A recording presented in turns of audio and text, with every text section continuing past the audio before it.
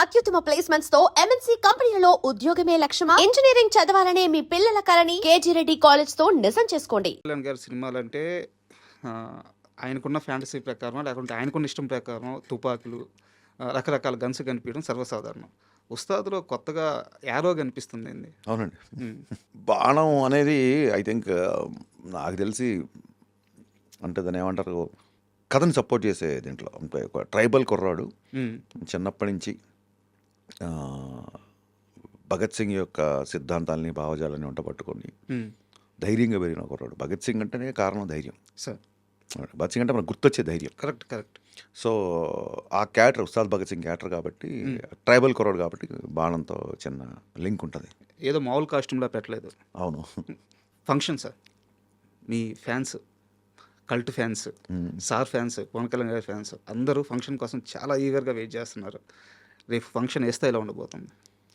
మీరు ఊహించే అంత ఫ్యాన్స్ అందరూ ఊహించుకునే స్థాయిలోనే ఉంటుంది. ఉమ్, బట్ టు బి ఫ్రాంక్, నేను సినిమా ప్రీపోన్ చేయడం మూలంగా ఉమ్, అసలు ఫంక్షన్ ఏర్పాట్లు ఏంటి, అవి ఏంటి, ఎలా జరుగుతుంది ఏంటి అసలు ఐడియా లేదు. కంప్లీట్ పోస్ట్ ప్రొడక్షన్ పనిలో ప్రమోషన్లో ఉండడంతో నిజంగా ఐడియా లేదు. పోలీస్ గ్రౌండ్లో జరుగుతుంది ఫంక్షన్. ఉమ్. అద్భుతంగా ఉంటుంది డెఫినెట్గా. సార్ ఒక కంటెంట్ పరంగా ఒక క్వశ్చన్. మామూలుగా గబ్బర్ సింగ్ తీసేటప్పుడు ఆయన పోలీస్ ఆఫీసర్గా చూపించారు. అప్పుడు కానీ power star, number 1 hero, okay. But police ఆఫీసర్గా చూపించారు, ఆడియన్స్ యాక్సెప్ట్ చేశారు, సూపర్ హిట్. కానీ ఒక డిప్యూటీ సీఎంని మళ్ళీ పోలీస్ ఆఫీసర్గా చూపించడం అనేది ఆ స్థాయిలో చూసేశారు పవన్ కళ్యాణ్ గారిని. ఇక్కడ మీరు అనొచ్చు రీలు అని చెప్పేసి. పవన్ కళ్యాణ్ గారు లాంటి హీరోని రీలు తేడా ఉండదు, ఆ ఆరా అలాగే కంటిన్యూ అవుతూ ఉంటుంది. సో ఆయన సీజ్ ద షిప్ అంటే 2 తెలుగు రాష్ట్రాలు వణిగిపోయినాయి. అలాంటి వ్యక్తి చేత మళ్ళీ పోలీసుగా ఏం చూపించబోతున్నారు, ఎలా చూపించబోతున్నారు, రియల్ లైఫ్లో ఇచ్చిన ఆ ఇంపాక్ట్ని ఎలా మ్యాచ్ చేయబోతున్నారు? అంటే పవన్ కళ్యాణ్ గారికి సక్సెస్తో ఫెయిల్యూర్తో లేని స్టార్డమ్ అండి అయింది. అది మీకు తెలుసు. డిప్యూటీ సింగర్ అయ్యారు కాబట్టి తీసుకోవాల్సిన కన్సర్న్స్ ఇందాక నేను చెప్పినట్టే తీసుకున్నాం తప్ప, సెట్లోకి వచ్చిన తర్వాత యాక్షన్ అన్నప్పుడు డిప్యూటీ సింగర్ యాక్ట్ చేయట్లేదు.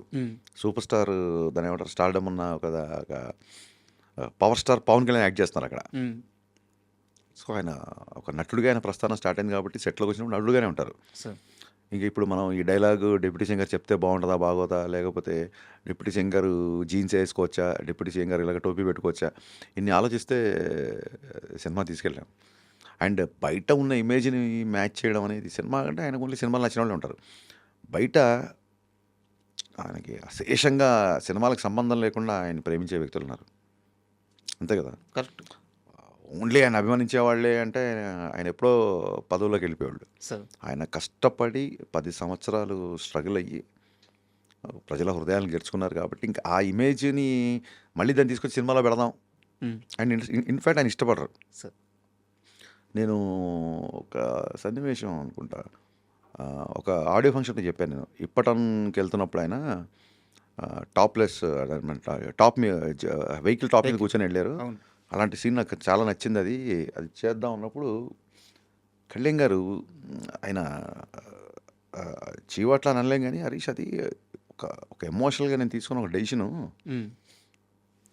ఒక ఎమోషనల్గా నేను ఒక పర్పస్తో వెళ్ళిన పని అది. దాన్ని నువ్వు ఏదో కమర్షియలైజ్ చేసి సినిమాల్లో అది అది అది నా ఎమోషను, దాన్ని నువ్వు ఎంటర్టైన్మెంట్లో పెట్టడం ఒకసారి ఆలోచించు అన్నారు. అయితే పొలిటికల్గా ఇప్పుడు మీరు ఆ సీజ్ ద షిప్ అనే డైలాగ్ చాలా ఫేమస్ అయింది. అవును. అది పెట్టాలంటే 2 నిమిషాలు ఆలోచిస్తే సీన్ వస్తుంది. అవి ఆయన ఎంకరేజ్ చేయరు. పాలిటిక్స్ వేరు, సినిమాలు వేరు. ఆ రెండింటి మధ్య గీతని భగవద్గీత అంటారు చూసారా, మా టీజర్లో ఉంటూ అలా గీశారు ఆయన. ఈ పంచెస్ మొన్న అంటే ఒక 1 వీక్ బ్యాక్ కోన వెంకట గారిని నేను ఇంటర్వ్యూ చేశాను సార్. అదే చైర్లో కూర్చున్నారు కోన వెంకట గారు. ఆయన ఇంటర్వ్యూ మొత్తం మీద 3 సార్లు ప్రస్తావించారు మీ పేరు. ఓ పంచ్ లైన్లు, ఆ పంచ్ లైన్లు పవర్ఫుల్గా ప్యాలేటట్టు 1 లైనర్స్ రాయాలంటే హరీష్ తర్వాతే. ఇదే మాట 3 సార్లు అన్నారు ఆయన ఇంటర్వ్యూ మొత్తం మీద.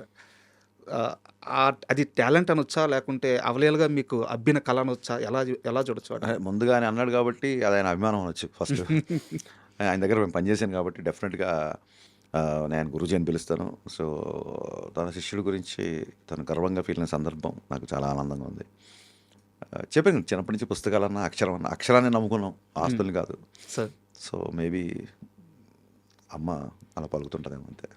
రామయ్య వాస్తవయ్య సినిమాలో కూడా ఒక లిరిక్ ఉంటుంది, నిప్పుకైనా తుప్పు పడితే కడిగి పారి పండగ చేసుకో అని చెప్పేసి ఒక లైన్ ఉంటుంది. అవునండి. మీలో నాకు నచ్చేది అదే. Thank you sir. అంటే శ్రీమణి రాశాడు ఆ లైన్. మ్, మీరు ఇన్ని లిరిక్స్ గుర్తుపెట్టుకోవడం నిజంగా చాలా అభినందనీయం. చాలామంది అడుగుతుంటారు, ఈ రోజుల్లో లిరిక్స్ ఎవరు వింటారండి, సౌండ్స్ ఇంపార్టెంట్ అది ఇది అంటుంటారు. వాళ్ళందరికీ మా ఐ డ్రీమ్ యాంకర్ రాజా గారు ఒక ఒక మైల్ స్టోన్ అంటారా లేదా దాని ఏమంటారు, ఒక టర్నింగ్ ఉదాహరణ. థ్యాంక్ యూ సో మచ్ అండి. భాష పట్ల, లిరిక్స్ పట్ల మీరు మీరు బ్లాక్ బస్టర్ అయిన సినిమా కాకుండా మీరు ఈ లిరిక్స్ కూడా గుర్తుపెట్టుకున్నారంటే నిజంగా అభినందనీయం. Thank you. సో పర్టికులర్గా నేను ఈ లైన్ ప్రస్తావించడానికి కారణం ఏంటంటే, మీరు మాట్లాడాల్సిన దగ్గర మాట్లాడతారు, పేలాల్సిన దగ్గర గన్నులాగా పేలుతారు. అలాగే క్షమాపణ చెప్పాల్సి వస్తే అంతే క్లీన్గా, అంతే నీట్గా క్షమాపణ చెప్తారు. నేను వేరే ఉద్దేశం కోసమో, వ్యూస్ కోసమో దీన్ని ప్రస్తావించట్లేదు. జరిగిన ఇష్యూలో, మహేష్ బాబు గారి ఇష్యూలో అది సడన్గా జరిగిపోయింది. కానీ మీరు క్షమాపణ చెప్పిన తీరు, తెలియక ఎవరి మనసులో అయినా నొప్పించుంటే క్షమించండి లేదు, స్ట్రైట్ ఫార్వర్డ్గా నేను ఇలా అన్నాను, ఇది తప్పు, సారీ, అంత స్ట్రైట్ ఫార్వర్డ్గా చెప్పాను. మహేష్ బాబు గారి ఫ్యాన్స్ కూడా చాలా తక్కువ సమయంలో దాన్ని చాలా బాగా రిసీవ్ చేసుకున్నారు.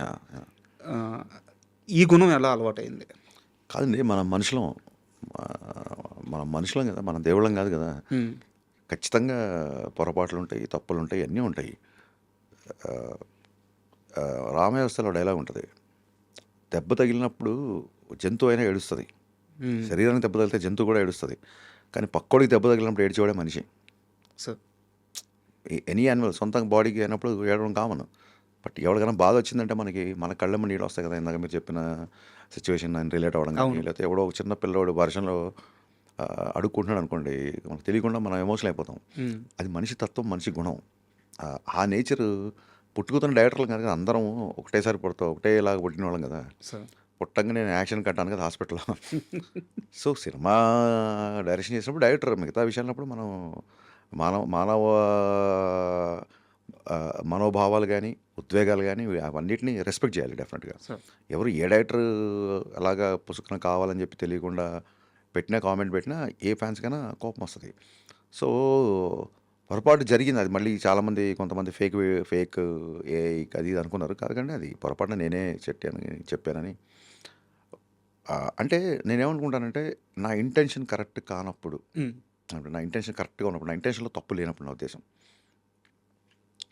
లేదా నా ఇంటెన్షన్ కరెక్ట్గా లేనప్పుడు మనకు భయం ఉంటుంది. నా ఇంటెన్షన్ కరెక్ట్ అయినప్పుడు, నా ఉద్దేశం అది కానప్పుడు సారీ చెప్పడానికి చాలా ధైర్యంగా ఉంటుంది. కరెక్ట్. నాకు సారీ చెప్పడానికి నేనేం గొప్ప ఉండడం లేదా ఇంకా చాలా ఉత్తమం ఉండడం అని చెప్పుకోవట్లేదు. ఆ ధైర్యం నాకు ఉంటుంది. ఈ విషయంలో మనది తప్పు జరిగింది అన్నప్పుడు మొహమాటం లేకుండా సారీ చెప్పడం కాదు, అవసరమైతే తలకాయ తీసిట్లే అవతల వాళ్ళ కాళ్ళ దగ్గర పెట్టడానికైనా రెడీ. ఎందుకంటే మన తప్పు మనం తెలుసుకున్నాను అని చెప్పే ఉద్దేశం, ప్లస్ నేను చేసింది మీకే కాదు నాకు నచ్చలేదు అని చెప్పే ఒక పద్ధతి. అది బేసిక్గా అది ఎందుకు చేసాము, పొరపాట్లు చేసాము, స్పీడ్లో చేసాము, ప్రెషర్లో చేసాము, అవన్నీ తర్వాత ఆ ఎక్స్ప్రెషన్ ఖచ్చితంగా ఇచ్చి తీరాలి. అకౌంటబిలిటీ నేను తీసుకుంటా. నేను అందుకే ఒకసారి రామవ్యవస్థ ఫ్లాప్ అయిన ఈవినింగ్, ఈ ఫ్లాప్ దిల్రాజ్ గారు కానీ ఎన్టీఆర్ గారు నన్ను ఇన్ఫ్లుయెన్స్ చేయలేదు, నాకు వాళ్ళు నేను చెప్పింది కోఆపరేట్ చేశారు, this flop belongs to me అని చెప్పాను. ఇప్పుడు మిరపకాయలు, గబ్బర్ సింగ్లు, డీజేలు వచ్చినప్పుడు నావి అని, మిస్టర్ బచ్చన్లు, షాకులు వచ్చినప్పుడు నావి కాదు అని ఇంకోళ్ళకి తోసేస్తే దాన్ని ఏమంటారు, తల్లికి కానీ తండ్రికి కానీ అంగవైకల్యంతో పుట్టిన పెట్టి కూడా తన పెట్టే. నేను డిజోన్ ఎలా చేసుకుంటాం మన సినిమాని? ఒక రిజల్ట్ తప్ప ఆ విషయంలో అన్నీ మనం ప్రేమించి చేసినాయి కదా. కరెక్ట్. ఒక రిజల్ట్ ఒకటే మనకు నచ్చలేదు, మిగతా అన్నీ మనకు నచ్చినాయి. అంత మాత్రం చేత సినిమాని డిజోన్ ఎలా చేసుకుంటాను నేను? సో పొగడ్తలు తీసుకున్నప్పుడు విమర్శలు తీసుకునే ధైర్యం, మెచ్యూరిటీ నాకు ఉంది అన్న feeling. And for more videos, Please subscribe to iDream. Please subscribe to iDream. Please subscribe iDream. And please subscribe to iDream. For more videos, subscribe to iDream. please like, share and subscribe to the channel. Congratulations, iDream. Subscribe to iDream. Subscribe to iDream. So subscribe to iDream Media. ఐడ్రీమ్కి, iDream team అందరికీ huge congratulations. Please subscribe iDream Media. Please subscribe to iDream. Subscribe iDream. Please subscribe to iDream. iDream అంటే నా కళల ఛానల్ను subscribe చేసుకున్న నోరు తిరుగుతలేదు, మీరైతే గంట గుర్తు కొట్టండి. For more such videos, please subscribe to iDream. Subscribe to iDream. Please subscribe to iDream. Please subscribe iDream Media. Please do subscribe to iDream. Please subscribe to iDream Media. For best entertainment and information, please subscribe I dream. And don't